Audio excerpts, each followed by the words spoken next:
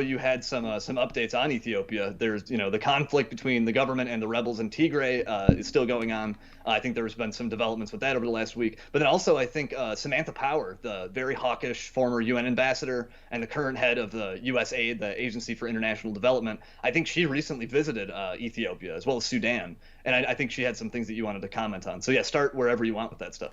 Yeah, so I want to keep up with this situation on the show because this is a massive country. I think like 100,000 plus, 100 million plus people. Yeah. We had Dane Sturgeon on the show to like really break down what's going on in Ethiopia before. So check out that episode if you're interested. I think it's 85. But when we look at Ethiopia, we're talking here about a country in East Africa that borders Eritrea, Djibouti, Somalia, Kenya, South Sudan and Sudan. And right now on the kind of the conflict that we've been watching, Will, is mainly happening in the north of the country in the Tigray region. So last November, the government invaded Tigray, overthrew the regional government, and defeated, I think the acronym is the TPLF, the Yes. Tigray People's Liberation Force. And since November, apparently they've been fighting an insurgency, and we didn't hear a lot of news out of this, Will, until I would say like 2 months ago when the government declared a ceasefire and that they were withdrawing.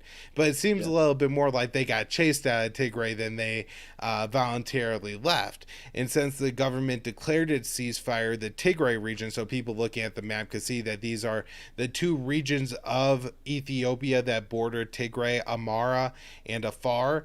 Yeah. That the TPLF has invaded and has made substantial gains in at least the Amara region. For anybody looking at the map, there is a ancient site where there's like these churches that are carved into the ground. It's really crazy. You should look it up. It's a Yeah. UN World Heritage Site. That place is almost like to central Ethiopia. And so, they've made gains hundreds of kilometers outside of the Tigray region at the very least. And it's unclear exactly what's happening on the ground. From the reports that we do get from the conflicting sides, the Ethiopian government is telling the Tigrayan, their force, that they need to withdraw back. The Tigray force is saying that they need to maintain their gains and I guess make more because the central government is cutting them off.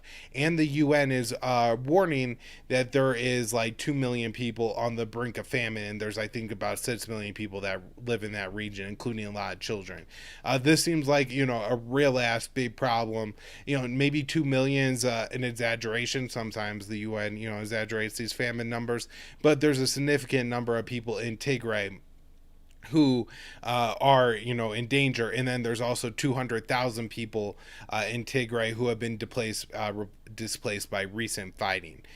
There's reports and allegations of war crimes on both sides. Seems like somewhat credibly that the people of Tigray, the TPLF, has now carried out some crimes against the people of Afar and Amara, and that those ethnic militias were involved with the Ethiopian government's initial invasion of Tigray, and so there's probably retribution going on both sides. Now, I did want to note, just referring back to the map here, Will, real quick, is that there's a region of Ethiopia that also borders the Afar region, does not border Tigray, but then it borders Somalia. It's called the Somali region of Yeah. Ethiopia, and there was reports of ethnic militias from Afar carrying out atrocities there too, and so, as you can see, there's a lot going on in Tigray.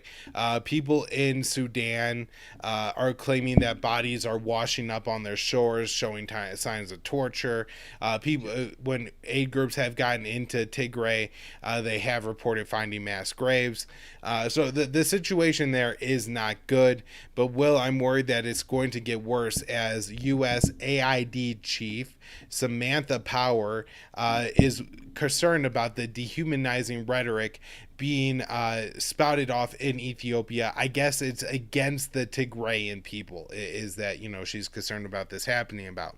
And so there's not a whole lot that she has said other than if the humanitarian aid isn't making it to Tigray, the U.S., you know, would look to take some kind of effort to make that happen. Not sure what that means. I'm guessing she's not making a military threat there, maybe sanctions or something like that. But one of the, I guess, really, really interesting things and almost unbelievable things about this, Will, is that while she was there, her and Secretary of State Antony Blinken traveled to Somalia, or Sudan, excuse me, where both of them touted the U.S.'s success in that country. Both of these people were a part of the Obama administration, and while I'm not going to get into the whole formation of South Sudan, that was a major initiative under the Obama administration to split South Sudan from Sudan, as I guess, you know, being one of the ways that there was success, or one of the ways to like solve the problems with the Darfur and every, you know, what you know, legitimate catastrophes that were going on in that region. Although they had nothing to do with the U.S., we inserted ourselves and got involved. And so, as a part of the, you know, their trip to Sudan and Ethiopia, both of them remarked, but especially Samantha Power, the successes made in Sudan, and I think it's very unfair for them to claim credit. There really wasn't humanitarian successes splitting Sudan from South Sudan. In 2019, the Sudanese people overthrew their longtime dictator Bashir and installed a government that has, I think, committed less human rights violations than the previous one. It does seem to be an improvement, but that doesn't seem to be a direct consequence of the U.S. intervention in Sudan. And so claiming credit is quite a stretch. However, they are claiming credit, Will, but this is really problematic because as they're saying that, oh, look how great things in Sudan are, in South Sudan we have scores of soldiers fighting.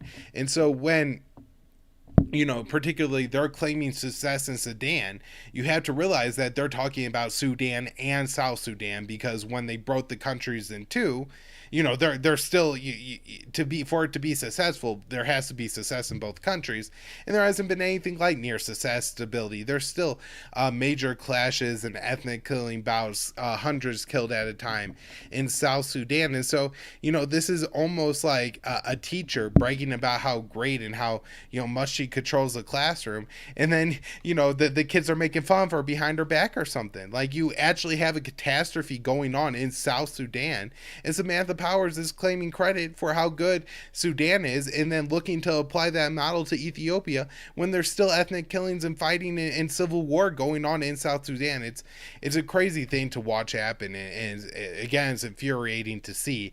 But Will, I think the U.S. may be getting more involved in Ethiopia, and that's why I want to kind of keep apprised of this conflict. I don't think there's any good players here. I don't think there's a side that anybody should want to take other than the poor people of all these regions who are suffering either from famine or from reprisal killings. Yeah. People definitely should go back and watch our episode with Danny Surgeon on Ethiopia. He talks about sort of Ethiopia is a major security partner to the United States in Africa. They are sort of part of like the Franco-American project in that region, in the Sahel.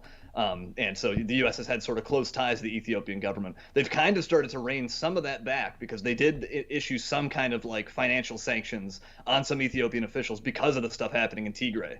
But yeah, it is interesting to see where that will go. It doesn't look too great. I think the last I had seen, the central government was saying that it will unleash its entire defensive capability in Tigray or at least in those two regions, Afar and Amhara, to expel the Tigray forces. And I also saw the local authorities in Amhara are saying too they're ready to fight the Tigrayans as well. And so definitely it does not look like good signs of things to come there.